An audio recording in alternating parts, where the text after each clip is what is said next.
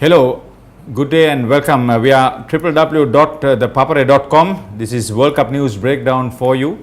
We'll be discussing Sri Lanka's emphatic win against Scotland and the upcoming quarter-final against South Africa. Joining me to share their views is the voice and face of Sri Lanka cricket, cricket administrator Roshan Abesinghe. And of course, congratulations to Jehan Mubarak, 10,000 runs in first class cricket. Thank you. He's had World Cup experience. Gentlemen, emphatic in winning over Scotland by 148 runs. First of all, we'll congratulate Kumar Sangakkara for an unprecedented world record. Yes, let's hope that he can carry on in the same vein. I mean, Sri Lanka is batting brilliantly with Sangakkara and Dilshan batting together and getting their runs and being in the form of their life. So this, as we have been discussing, Haritha, over and over again, and I think we did discuss this some time ago, Sri Lanka's strategy has to be runs on the board and then create pressure. And that was exactly what Sri Lanka did against Scotland. All of them, maybe Jayawardene and Tirimana didn't come into the party, but the rest really contributed, all of them contributed, and Sri Lanka did get to that 360 plus score, which was good. I mean, it's a confidence booster. It's something that you need before going into a big game like the quarterfinals. As you said, South Africa going to be the opponents of Sri Lanka. So I think Sri Lanka is speaking at the right time. Kumar Sangakkara, 400s in one-day cricket in consecutive games. That will be something. Sri Lanka have a batsman who's got 400s in one-day cricket and a bowler who's taken 4 wickets in 4 bowls in World Cup cricket. So something for the island nation to cheer about. But you mentioned about Mahela Jayawardene. He's played 6 innings and hit 100, a very crucial match that.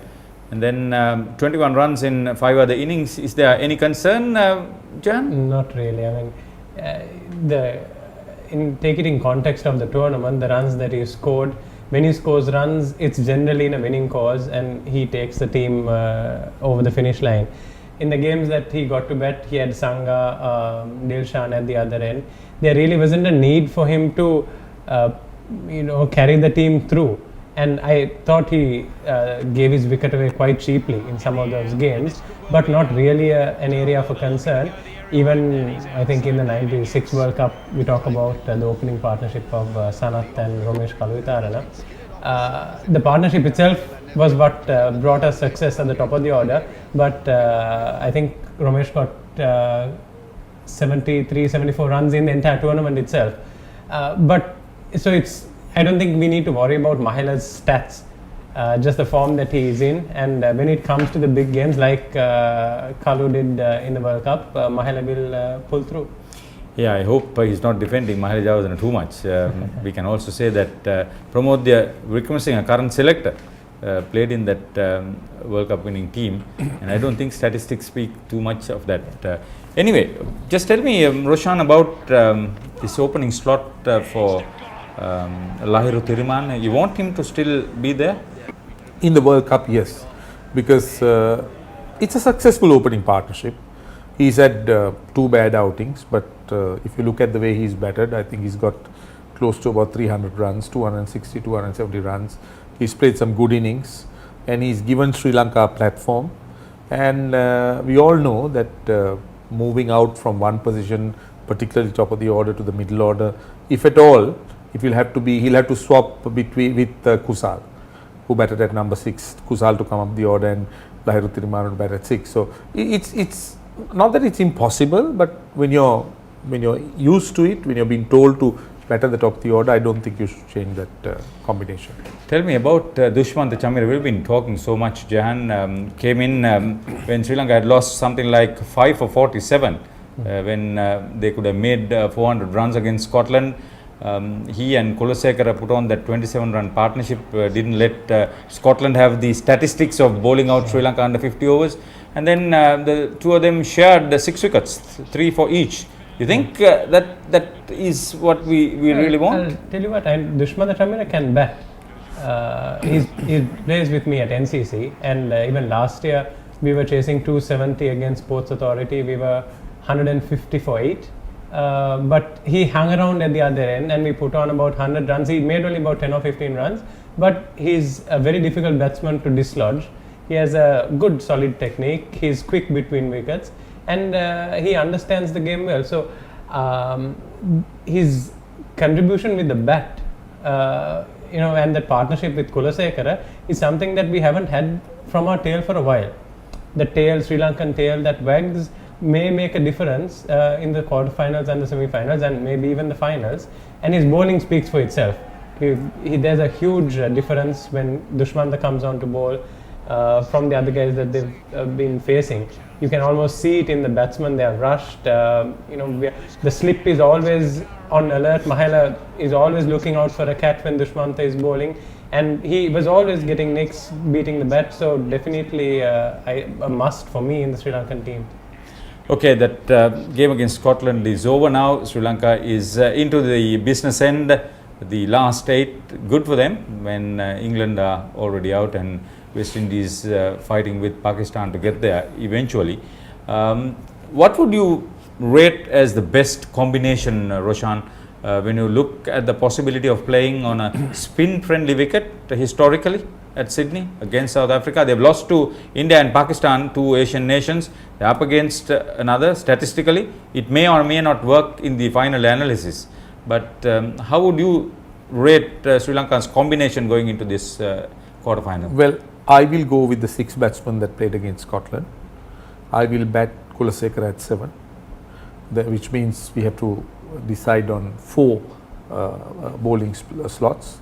Kulasekara to me will be the all-rounder.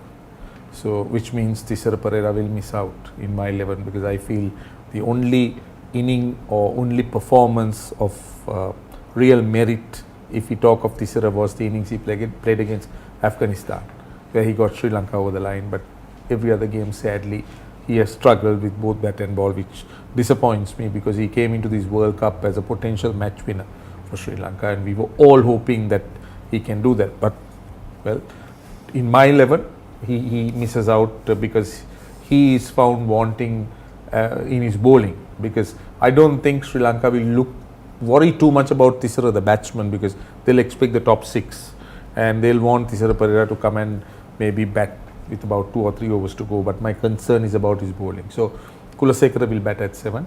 Then out of the other 4 slots, Jehan and I, we both endorse Dushmantha Chameera, Lasith Malinga. I'm hoping Rangana Herath will come back, which means that there is one vacant place.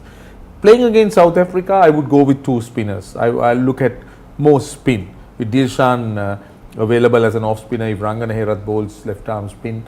Well, ideally it should be an off spinner, because you'll have a frontline off spinner, left arm spinner and a part-time off spinner. But the way Sachithra Senanayake is bowling, with his remodeled action, I get this feeling that he's struggling. He's not in that same bowling form, not in that same bowling rhythm. Not the same confident bowler. Yeah, and I feel that this remodeling of actions doesn't really seem to augur well for cricketers wanting to re-establish themselves at international level. So it's a toss-up as far as I'm concerned between Senanayake and Prasanna. But as Prasanna bowled better than Senanayake in that last game, I would go with him. And Prasanna, of course, is a better batsman than Senanayake any day. I mean, he's been used as a pinch hitter, and they're both all right as fielders. So I would go with the leg spinner who turns the ball away from the right hander. So that's my 11. Yeah, the Papare is unsurpassed in sports content, and the content that we give you is one of the best. We are discussing about Sri Lanka's prospects against South Africa in the quarterfinals, sharing the passion of the World Cup. Jan, you want to open with Upul Taranga? You want to have Dushmantha Chameera fine? Yes. You want to agree with Roshan Abeysinghe on his 11? I would disagree on Thisara Perera. The rest of it, I would still have Thisara just for the potential that he has with the bat. I 100% agree that he's not bowling well, but just for what he can do with the bat, and might give always the bowling side a little bit to think about when they have Thisara coming in. They might be worried with Thisara coming in. They might hold on to their better bowlers towards the end just to counter the Thisara factor. I would not exactly sure whether I would play the two spinners in Prasanna and Rangana Herath. A lot is going to depend on Rangana's fitness. I would probably make one change. I would have Rangana coming in for Seku in this game, because I don't think Seku's contribution in the bat we can take too much into account. He hasn't been, he's been very scratchy with the bat, but having another leg spinner, another spinner is a good option. So I would toy with the option of either playing Seku or Sachitra, but I would have Thisara in the squad. Whether I would open with Upul or not, I don't think now is the time to bring Upul Tharanga into the team as an opener. He's had a few games where he's played in the middle, but suddenly to open in a World Cup quarter-final, I don't think now's the time. Maybe if they want to bring Kusal at the top to give some momentum to the innings, but I think that's been happening quite fine with Thirimanne and Dilshan. So I won't tinker with that too much. Sri Lanka's number one sports hub, www.thepapare.com. This is World Cup news breakdown for you. Just looking at the option of this batting power of Kusal Janit, what needs to be done to get runs from him? Well, I think he came up with a very useful innings in that last game, but his problem is that he's a little bit more too, what should I say, is the word impetuous the right word? I mean, he's somebody who seems to be going after the bowling all the time. He's not somebody... Is he being given a free license to go? I think he needs somebody at the other end who can control it, who can see Exactly. the innings through. So, maybe if there's a Kulasekara even, for that matter, who can just hold one end up while Kusal does his business of going after the bowling. You'll get the best out of Kusal in a situation like that, because you really can't expect him to hold one end up and see you through to the 50th over.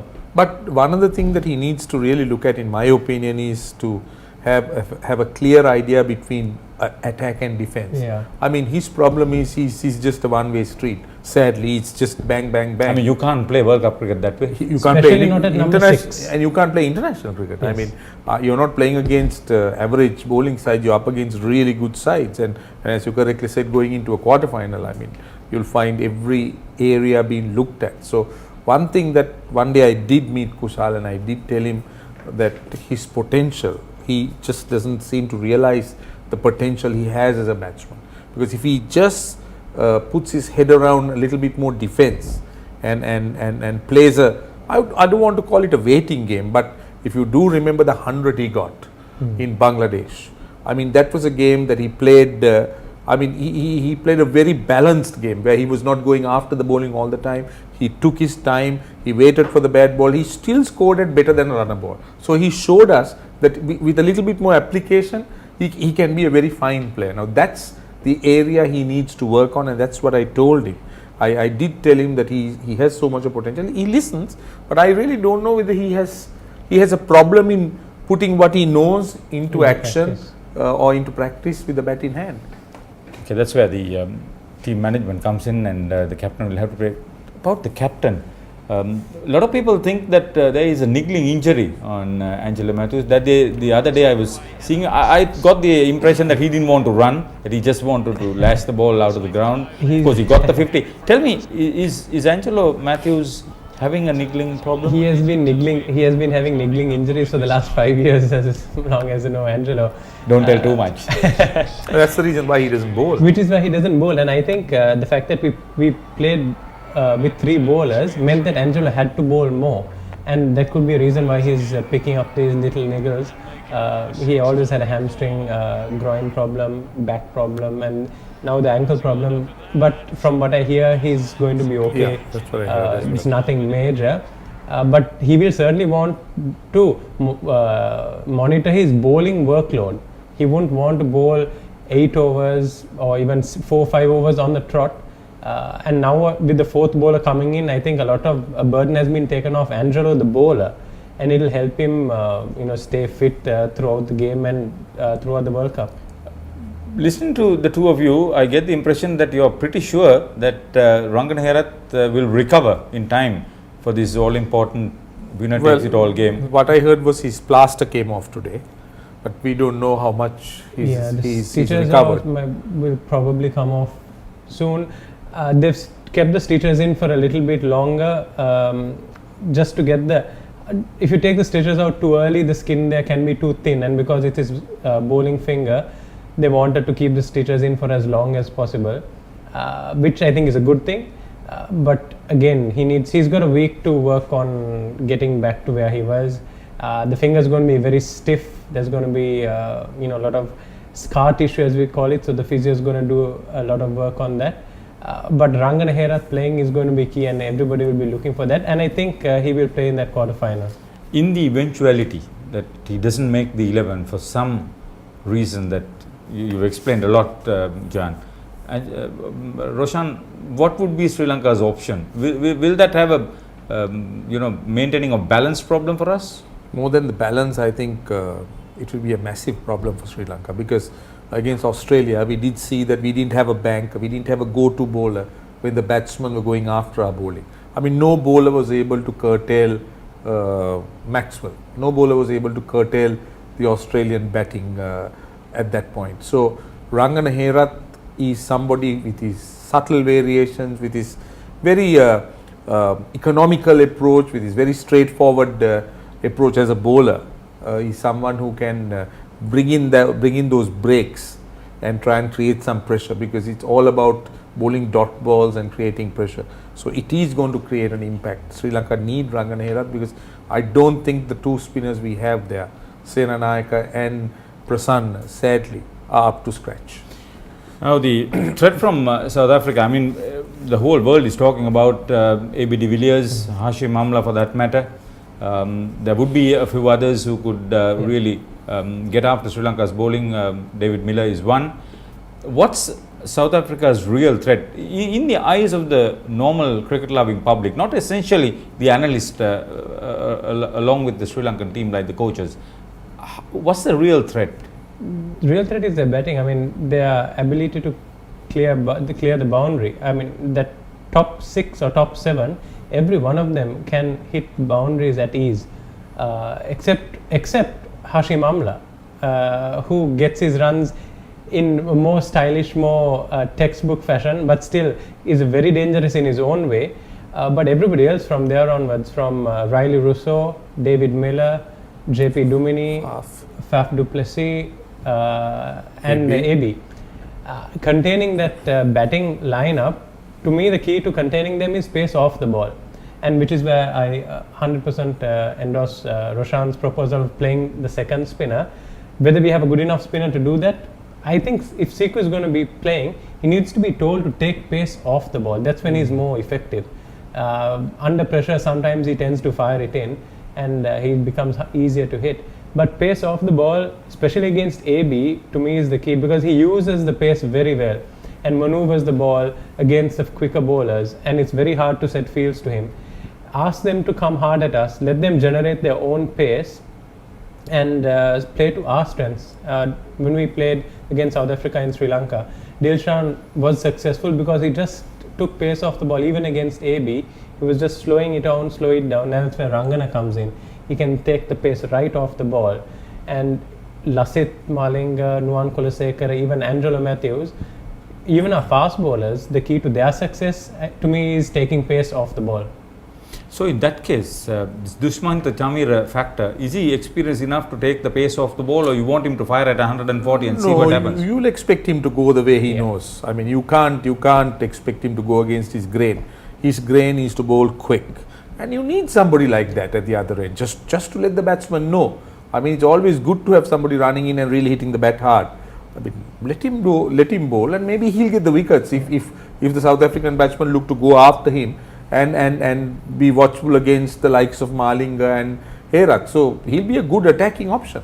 Good. I'm glad you think that way. Roshan, you've seen South Africa a long time, how they progress, some of these players, how they play. What's the threat that Sri Lanka can front up against them to keep them to a decent total?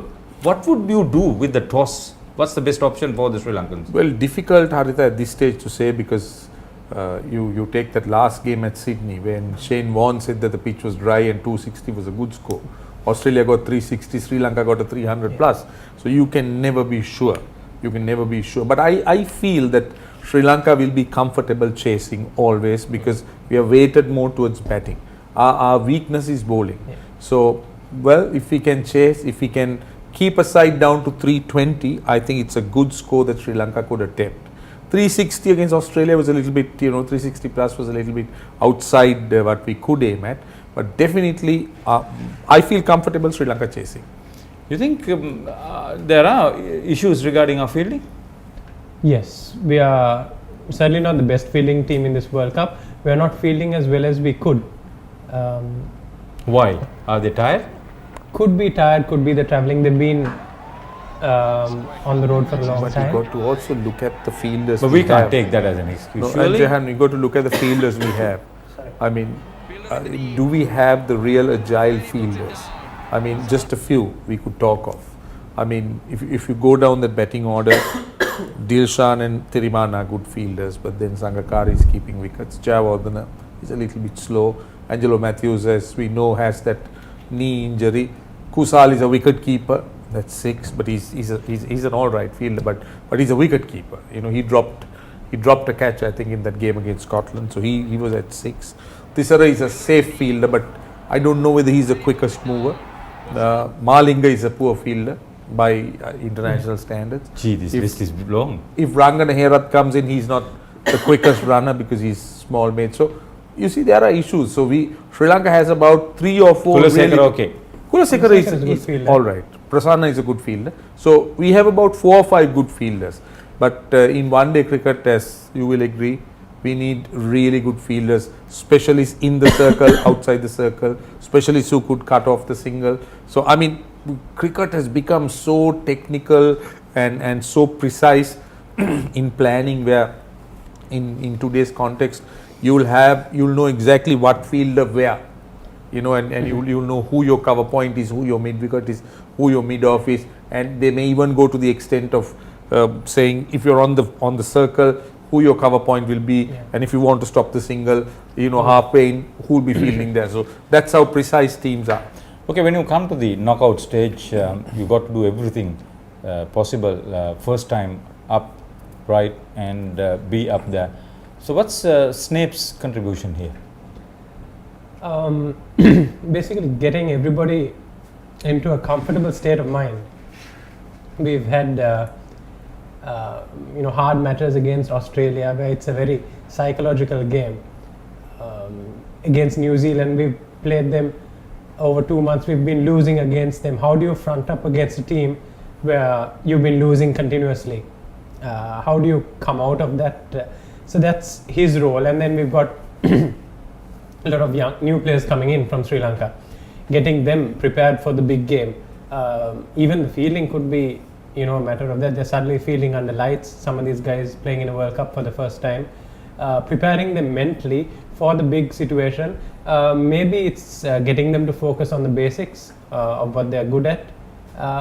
And then just relating to the players, having a chat with them. It's not just about maybe technique or tactics, just having a chat with them, making them feel at ease, making them feel at home, so that they're very relaxed when they go out there and they can give their best. Actually, I don't know whether you read, Sanath Jayasuri had gone on record to say that Snape had contributed a lot to Dinesh Chandimal's getting back to form and revival. So, and the other thing about Snape is he's been a cricketer himself. Yes. So he'll understand. He very nearly played for England, right? He was a good enough cricketer to be considered for England. So it's good to have him, who has been an ex-cricketer, understanding exactly how cricketers think and what kind of help they need. You've been with the World Cup News Breakdown, and we would like to thank Roshan Abesinghe and Jehan Mubarak. Against South Africa, the entire nation will be waiting for a victory. Sri Lanka, you remember, had played in the last 2 Cricket World Cup finals, and to get there, they'll have to win this next one. And we'll be sharing the passion with you after that game.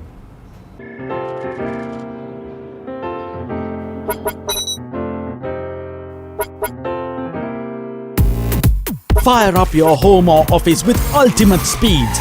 Keep up with the next generation on Dialog 4G. Connect to the fastest network with burst speeds of 40 Mbps.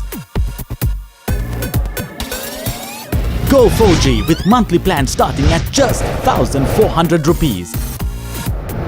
Dialog, the future today.